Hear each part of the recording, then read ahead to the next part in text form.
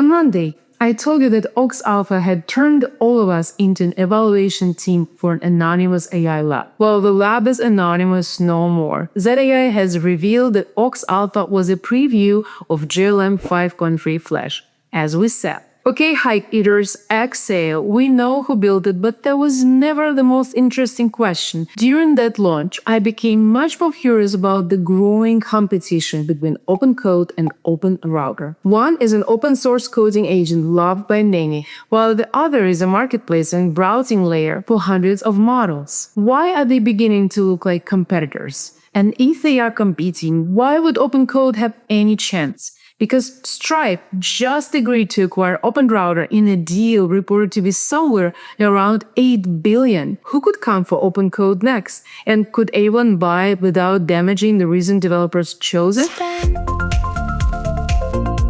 Attention span.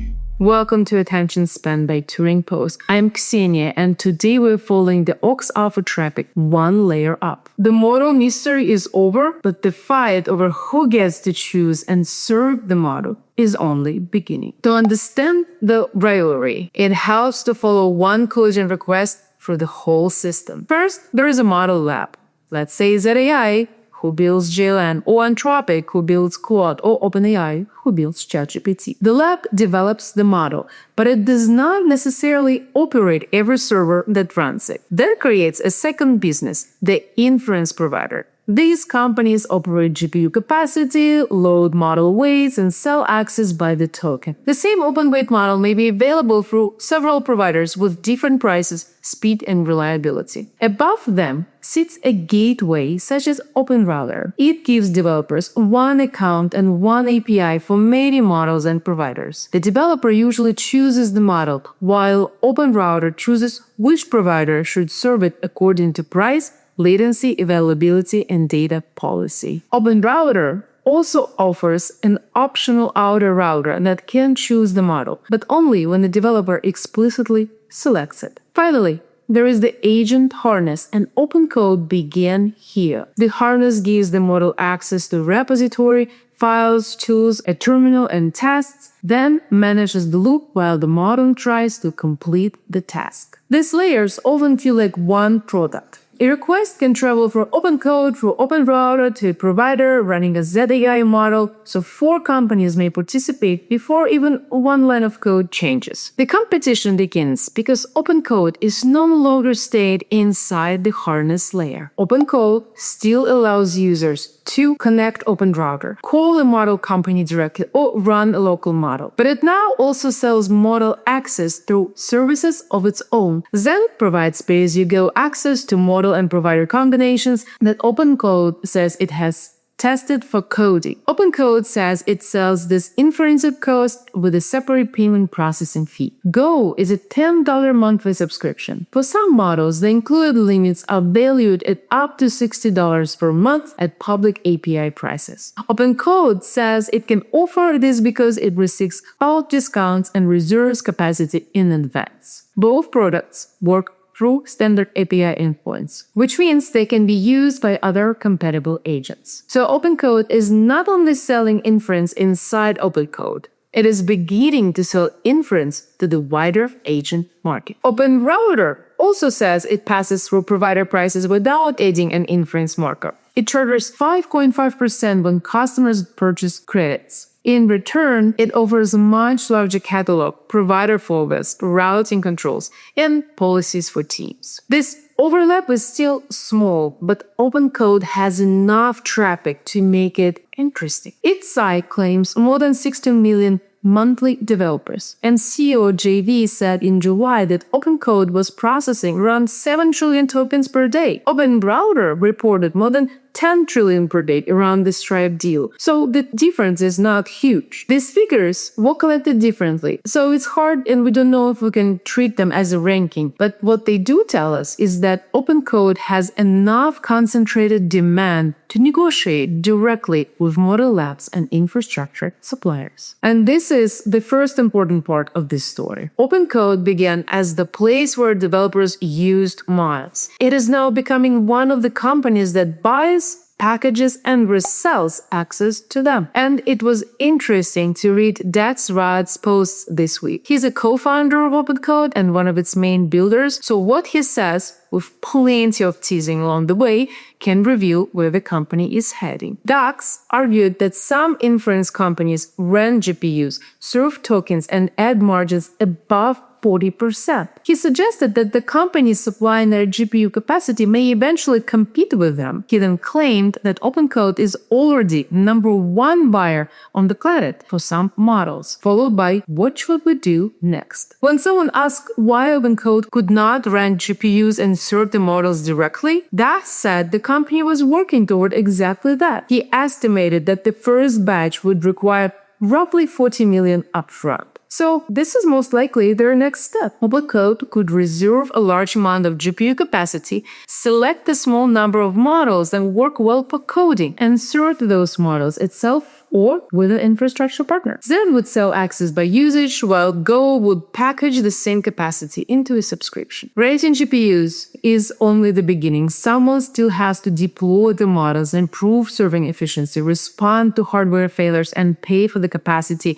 when demand falls below expectations. And OpenCode would have to take responsibility for most of those costs. Its bet would be that coding traffic is now large and predictable enough for OpenCode to do this more cheaply than buying individual tokens from an inference provider. OpenRouter usually sits above the inference providers. It receives a request, selects an available provider, and forwards the request there. If more companies begin serving models directly, OpenRouter may gain more providers to choose from. The problem for OpenRouter begins when a customer as large as OpenCode signs a direct capacity agreement and the request no longer passes through OpenRouter. We can now describe the competition more accurately. OpenRouter aggregates demand horizontally. It receives requests from many applications and many kinds of work and routes them across a large market of models and providers. OpenCode aggregates demand vertically. It controls one category, coding. But that category is large enough to support its own model selection, pricing, and infrastructure agreements. OpenRouter's advantage is breadth. If a new model or provider appears, OpenRouter can add it without rebuilding the applications connected to its API. It can also move requests when a provider becomes slow, expensive, or unavailable. OpenCode does not need that much breadth. It only needs a smaller group of models that cover the coding tasks its users perform most often. And if coding traffic concentrates around 5 or 10 models, controlling the price and availability of those models may be enough. OpenCode can negotiate directly, place them inside Zen and Go, and recommend them during setup. This is why the default is important. Most developers will not compare 20 providers every time they fix a bug. They will choose a service once and continue using it until something gives them a reason to switch. And OpenRouter wants that service to be OpenRouter. OpenCode increasingly tries to move it to Zen and Go. That brings us back to Ox Alpha. GLM 5.3 Flash was free during the anonymous preview. OpenCode's public page eventually attributed around 45 trillion tokens, 500,000 users, and more than 13 million completed sessions to the model. Although those totals continued growing after the year. ZAI supplied the model and subsidized the inputs. OpenCode and OpenRouter supplied distribution. Developers supplied millions of real coding sessions. This, interestingly enough, suggests another role for companies such as OpenCode. They can become launch partners for model labs. A lab can offer discounted or free capacity. OpenCode can place the model inside the coding workflow, and if developers respond well, the lab gains adoption and OpenCode gains better commercial terms. The company controlling the workflow does not need to build the model to influence which model succeeds. This is a much broader shift that I want to point out. Until now, we have often treated AI applications as customers of model labs,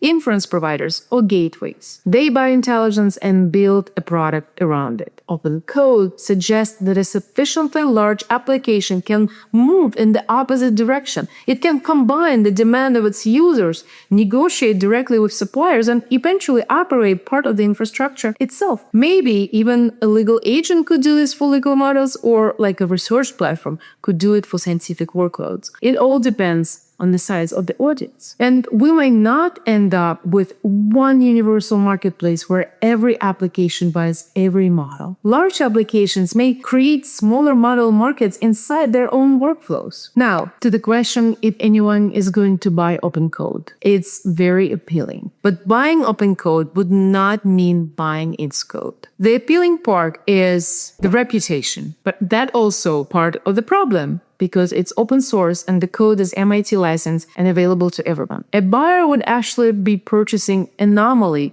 the team behind OpenCode, along with the brand, Zen, Go, and the official product used by millions of developers. The company has already rejected several offers according to DAX. But let's think who might be the most logical buyer. The most logical buyer is actually two companies with the recent huge acquisitions: Stripe with OpenRouter and NVIDIA with Hugging Face. Stripe and OpenRouter would gain the coding workplace they currently route traffic into but do not control. OpenCode would connect the agent, model gateway, metering, and payment system. NVIDIA and Hugging Face would gain something different: direct demand. Hugging Face provides models, NVIDIA provides infrastructure, and OpenCode would provide millions of coding sessions consuming both. NVIDIA is so much about open source recently, and OpenCode feels just like a right piece for their puzzle. Of course, we can consider model labs such as OpenAI, XAI, DeepSeek, or whoever. They could also potentially buy the distribution, but that would immediately weaken OpenCode's neutrality, and every recommendation would begin to look like a house recommendation. Cloudflare is another plausible fit because it already has Workers AI and AI Gateway, but lacks a major coding environment of its own. This is the problem with every potential buyer. OpenCode is valuable because it can influence model choice without appearing captured by one supplier. Another company can buy Anomaly, but it cannot be certain that the community and its trust will come with it. So who gets to choose the model? The question that we asked in the beginning. It might be the wrong question, because at some point the choice may no longer feel like much of a choice. A couple of years ago, I said that we were all becoming AI curators, choosing the models and tools we trusted, choosing the people and companies we trust. But OpenCode points to the next stage. Curation becomes procurement. If OpenCode reserves capacity for a small group of models, makes them cheaper through Go, and places them prominently during setup, most developers will just go with it. They will not run their own evaluation. They will choose from the options OpenCode has already tested, negotiated, and priced. And the recommendation we see inside the agent may therefore be shaped months earlier during negotiations over GPU capacity. What looks like a model choice may begin as an infrastructure commitment. OpenRouter offers a broad market of models and providers. OpenCode may create a much narrower market around coding, where the important competition happens earlier, when OpenCode decides which models receive testing, reserve capacity, favorable pricing, and prominent placement. And by the time the developer opens the menu, much of the choosing may already have been done. And for some companies, it might be a slippery slope. Thank you for watching. I wonder, what do you think about this shift? Leave me your comments, and I'll see you next week.